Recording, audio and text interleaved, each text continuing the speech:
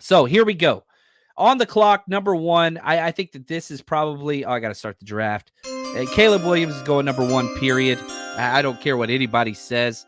Now, number two with Washington, and right here, I do agree with this, Rick, and I will be putting my money where my mouth is. Washington, I believe, is going Drake May. I just think that makes the most sense. They're definitely going quarterback.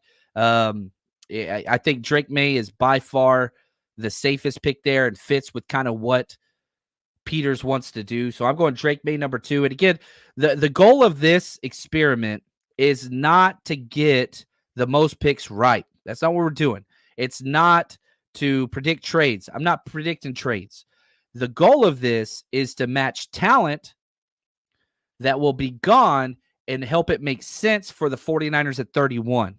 So if you disagree on Drake May going number two, you can email me and we could argue. That's cool. I don't mind that. But that's not the purpose of the show today.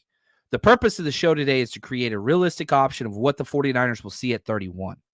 Now, pick number three, the New England Patriots are on the clock. Probably one of the most difficult selections to predict in the top five because they have the worst roster in the NFL, and it's not close. Bill Belichick left that place a dumpster fire.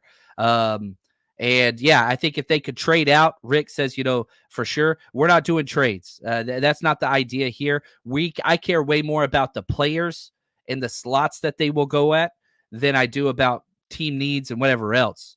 So the Patriots, yeah, quarterback's an option, but listen to these wide receivers. Kendrick Bourne's their wide receiver one, Juju Smith-Schuster, and then Douglas is their slot guy. Kendrick should be in the slot. That's why I'm going number three. I'm going Marvin Harrison Jr. Not so much what I think they'll do. They'll either go quarterback, trade back, or wide receiver. Best player on the board. You put a quarterback into this system right now, they're going to fail. Look what happened to Bryce last year. One, that was a terrible pick. Two, that was a terrible trade up. Three, he had no supporting cast whatsoever. And so maybe you learn from that, Jared Mayo. I hope so. I'm going Marvin Harrison Jr., number three. He's my number two player on my big board. And then we got the Cardinals, another potential trade back. But again, make no mistake, they need wide receiver help. If they trade back, a quarterback would go in this slot, but I'm going wide receiver again. I'm going Rome Odunze. I know a lot of people would put Malik Neighbors there. That's fine. Both will be gone by 31. And now we got John Harbaugh and the Chargers up at number 5. Everybody wants to say wide receiver, wide receiver, wide receiver. They lose Mike Williams. They lose Keenan Allen. I think that makes sense. Malik Neighbors is the number 5 player on my board. This is the number 5 player there. But I'm sorry. I'm not going wide receiver here. We all know John Harbaugh. And right here, Rick. I feel like Rick and is my burner account. He says Joe Alt to the Chargers. Bowers.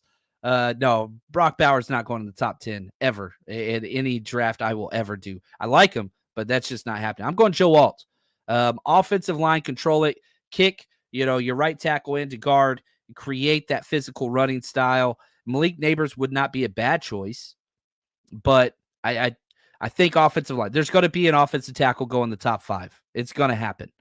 Now, number 6, we got the Giants on the board. This is an obvious quarterback pick. I think that's what it's going to be. And, I got to scroll down. I'm going Jalen Daniels, number 6 overall. Did y'all see that picture of Daniel Dimes? Oh, my gosh. It's just terrifying. That dude is just, I don't know. Cannot believe they paid him. Now, let's go Tennessee Titans. As we pull this up, I'm looking at just their roster just real quick. Their needs, wide receiver, O-line, edge, DB. I don't think their wide receiver room's really that bad. They got DeAndre Hopkins, Calvin Ridley, and Treylon Burks. You got old and young mixed together. I don't see wide receiver. Malik Neighbors would be a fit. I think offensive lineman. Petit Frere is their starting right tackle. That makes no sense to me. So I am going Dylan Redunz is their starting left tackle. They need a true tackle, and I think that's what would go here. Now, there's lots of options there, but I'm going with the Penn State kid, Olamuye Fashanu, tackle at number 7 to the Tennessee Titans. Now the Falcons are on the clock. D-line, CB. They need both. And, I'm sitting here and I'm like, golly, Malik Neighbors is still sitting there. And I kind of feel like number 9 is the lowest he'll fall. And again, if you're like, dude, there's no way Malik Neighbors falls, switch Rome Odunze in that spot. That's fine. Like, I have no issues with that. You look at the wide receivers, they paid Mooney. They've got, Rondell Moore. They brought him over. They've got London. They got Pitts. They have to have an edge guy. They have to. And I think this is where the first edge comes off the board. Is it Latu? I doubt it. I really think Jared Verse is the cleanest, but I think Dallas Turner is kind of the consensus number 1 on the big board. So I'm going Dallas Turner to the Falcons at 8. And now we've got the Bears back on. And so you mean to tell me they're sitting there and one of the 3 wide receivers fell? Malik Neighbors, I'm pairing them up. Gosh, man, talk about Caleb Williams, Keenan Allen, DJ Moore, Malik Neighbors, or Rome Odunze if you want to swap that in. Don't care. Now, number 10, the Jets are on the clock, and Brock Bowers has had meetings. It makes sense, all those things. I'm sorry, guys. I cannot do it in good faith. This is going to be a tackle.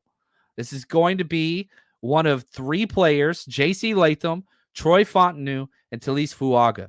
And the number 1 rated player on my board is Fuaga, and that's where I'm going. So Oregon State tackle, number 10 overall. Number 11, we got the Vikings. Now, this is an area, and I know a lot of people are like, oh, J.J. McCarthy's going, top 5. He could be number 2 pick overall. Guys, I'm telling you right now, that's a smoke show. I'm telling you right now, that is not the case. There's no world where you're going to take him over Drake May or Jaden Daniel. I just can't see it. Now, I know there's 1 or 2 teams out there that would disagree, but this is like the earliest we could consider him going, but I'm still saying no.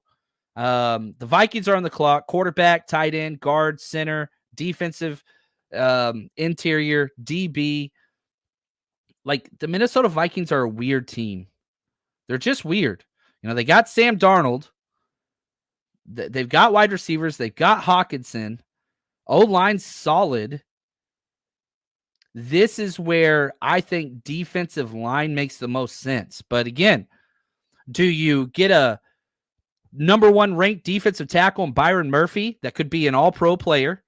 Or do you take J.J. McCarthy, who's just like, meh? Like, I'm sorry. I do not see J.J. McCarthy going top 11. It's possible, but I think it would be a mistake. I really, really do. I'm going with the defensive tackle, the stud here. Where's he at? He's not on here. Come on now. There he is. Byron Murphy, my number 1 defensive tackle. He's just too damn good a player. It's a position of need. It makes sense. You see how much defensive tackles are getting paid. You're saving a lot of money. Now, I know Sam Darnold's not the answer, but man, if they jump up, there's no difference between J.J. McCarthy and Bo Nix or Michael Penix. I prefer Penix over both of those, to be honest with you. One of those guys will be available later. Number 12, kind of same situation with the Broncos. What are they going to do? Quarterback, wide receiver, center, edge, corner. Man, I actually think corner makes the most sense. We haven't had a corner go off the board. So I'm going Quinyon Mitchell to the Broncos, and then Patrick Surtain and Quinyon Mitchell just makes sense. Raiders are on the clock. Quarterback, running back, O-line, defensive inside. They've got Aiden O'Connell. That's their quarterback. And I saw people were like, oh, there could be 5 or 6 quarterbacks going the first round. No, they're not. There's not, guys. There's not. There's not going to. And like, I see the J.J. McCarthy. I do think J.J. McCarthy will go at some point. I really do. In the first round, I could see it. And I think it makes sense here more than anywhere else. I hate it. You're sitting there. the Raiders, they could use help so many places. And there's some studs on the board, man. To pass up Jared Verse, to pass up J.C. Latham, Terrion Arnold, Johnny Newton to go get a quarterback, it disgusts me. I want to do it, and I hate it. But I do think one of those three teams. So, again, don't argue with me about – you can't argue with me. But, I don't think the Vikings will take this player. Like, I get that. Well, that's not what we're trying to do here. We're trying to create a realistic option at 31 for what will be available for the 49ers. That's the goal of today's show. So I'm taking J.J. McCarthy for the Raiders because they make bad choices.